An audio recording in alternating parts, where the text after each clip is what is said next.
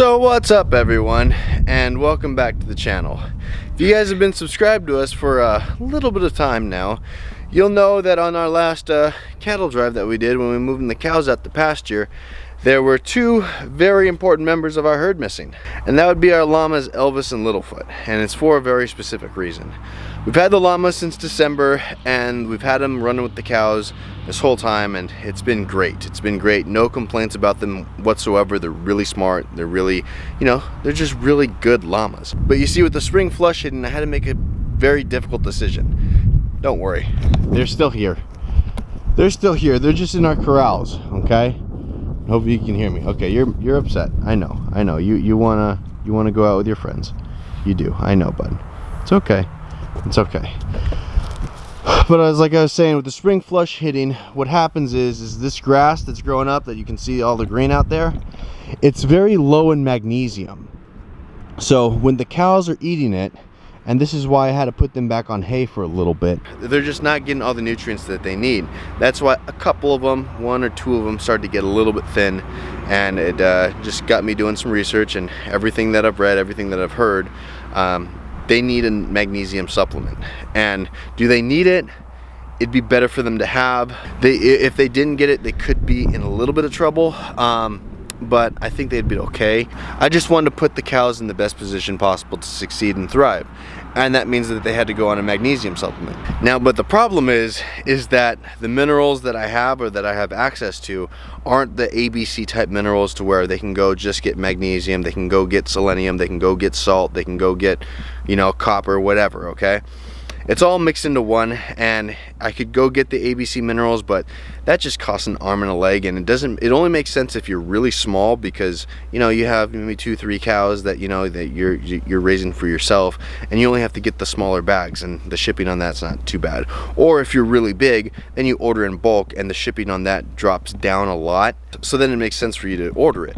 For us, having 21 head of cows and 2 llamas, would end up, calculated it out, having almost more into the minerals than we would have into the cows, and that just didn't make sense to me. So I did some reading around, and the best solution that I could come up with that would make sense for us here is to get them, it's like a multivitamin, if you want to compare it to humans, mineral that's just higher in magnesium. The problem is the llamas can have magnesium, that's no problem. The problem is that I couldn't find a high magnesium supplement that didn't have copper in it. That's a big issue. Why is that? Now, do the llamas need copper? Yes, they do, but not as much that's in the cow mineral. See, it's like sheep.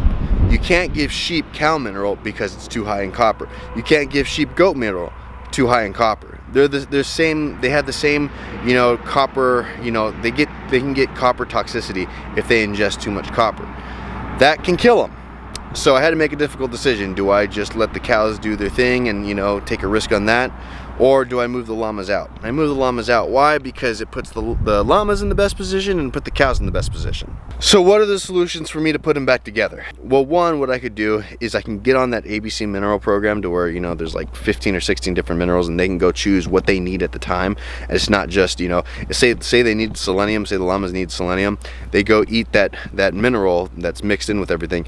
They eat the amount of selenium that they need, but they get too much copper, can give them copper toxicity. That's a problem. So I can get that, and I'm looking into a couple options for that. One is I talked to a manufacturer around here that they do just the minerals by themselves, but the problem is they sell it by the pallet, each mineral by the pallet. So if you're in East Texas and kind of want to start an ABC mineral program, we could all go in on it, and it'd be a lot cheaper than having to ship for it, and that'd just be really cool. It'd help everybody out. So hit me up if you guys are interested in that. I've already talked to a couple people. Some of them are interested. So if everybody got basically a pallet, we divvy up the minerals, and it could go like that. That's one solution. Two, I could just buy it, and it just cost a lot of money from online. Three, the llamas can go back in when I take the cows off this mineral. Now, I don't plan on keeping them on a long time, because I do eventually plan on switching to an ABC mineral program. But for now, they need it. They could use it. So for about a month, for sure, I'm going to keep them on it. Then after a month, right around, I determined it to be tax day. If we have a bad day, Jordan's going to have a bad day, and we're going to pull him out of the herd. And the way that we're going to do that is we're going to take Jordan and the 8 new steers, add in the 2 llamas, and we're going to rotate them around one half of the farm. And then Betty, Yoli, Daphne, and the rest of the girls, plus Tiger and Rusty are 2 of the steers that came with that have just been in the herd a long time. They're gonna stay on the other side of the farm, and they're gonna rotate around there for just a month. And that's because that snowpocalypse scared me, and I don't want to have to calve during a season like that or an event like that to where we have 2 feet of snow on the ground. That ain't gonna happen, and that just doesn't set up the calves to be in a good position to survive. So we're gonna pull them out for a month, probably from tax day, April 15th to May 15th. Pull them out.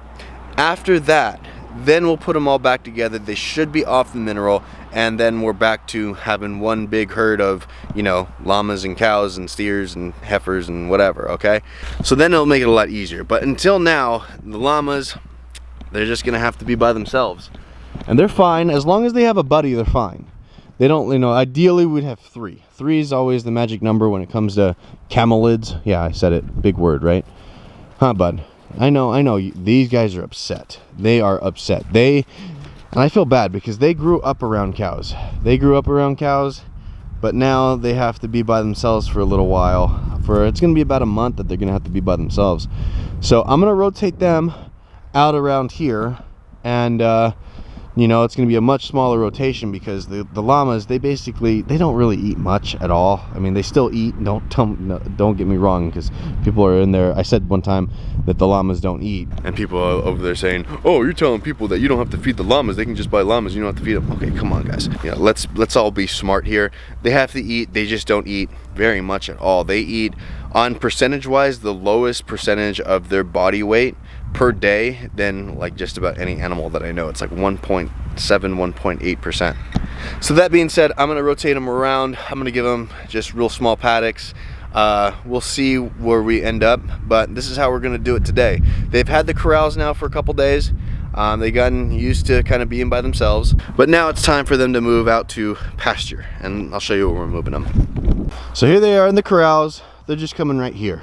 And we're gonna give them this space right here because we actually don't use this area from about here over and then stops right over there where you can see the boys aren't there right now, but they're usually there. We're gonna give them this space here. This is gonna be our vineyard. We don't use this as pasture because it's just not big enough to hold the cows for, you know, half a day. I mean, if we could give them there for a quarter of a day, they might be okay here. Or if we just open up to the corrals and just give them this little extra spot. But what we're gonna do is, because we want to use all 30 acres here to make it productive, is we're gonna put a vineyard in right here and just do lines of grapevines. So we don't have that yet, obviously. So right now we're gonna use this as the llama pasture.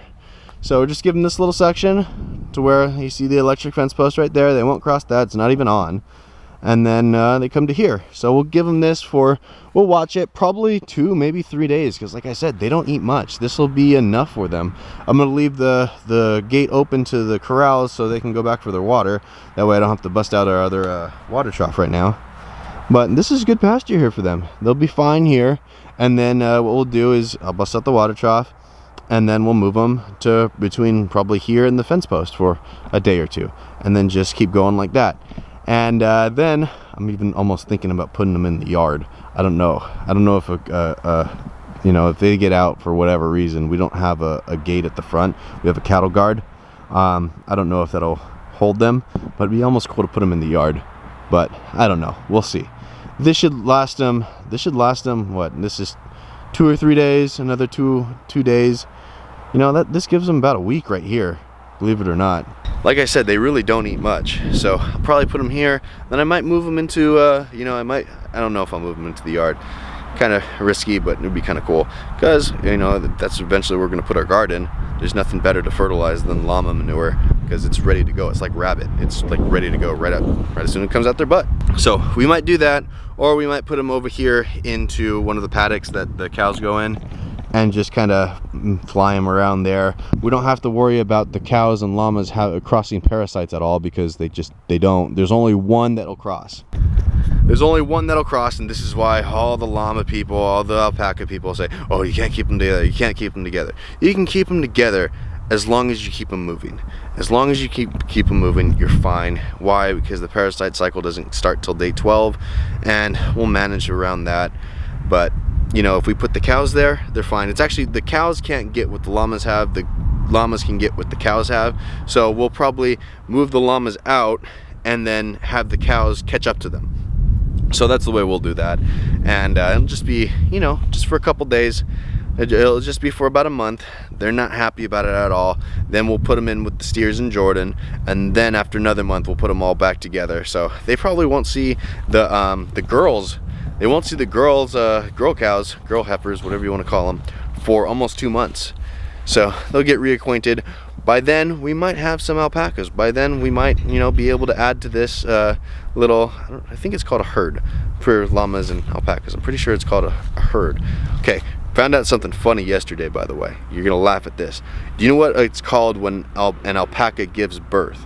It's literally called, ready for this? This is hilarious, an unpacking. You can't make this up. I mean, it's hilarious. I forget where I saw it. Looked it up. It's actually true. It's called an unpacking when an alpaca gives birth. Yeah, laugh at that one for a while. All right, llamas, you guys want to move out now? So I'm gonna open up this gate, and probably just gonna do my regular cow call for them because that's what they're used to. Don't have you know, a llama call yet. I don't know if I'll have one. Maybe an alpaca one. We'll see. But yeah, they're gonna get out of here and go onto this nice little pasture. I'll do just fine for them. Okay, guys.